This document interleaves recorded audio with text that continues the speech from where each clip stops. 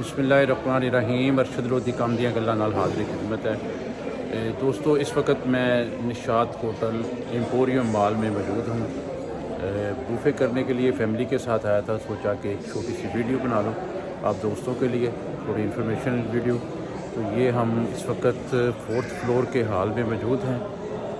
तो इंशाल्लाह अभी इसके बाद हम हॉल में जाएंगे जहाँ बुफे स्टार्ट होगा। तो माशाल्लाह बहुत ही खूबसूरत ज़बरदस्त किस्म का व्यू है यहाँ का।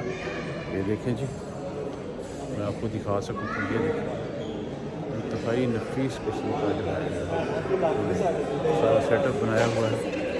ये मेरी बैक पे देखें आप लोग,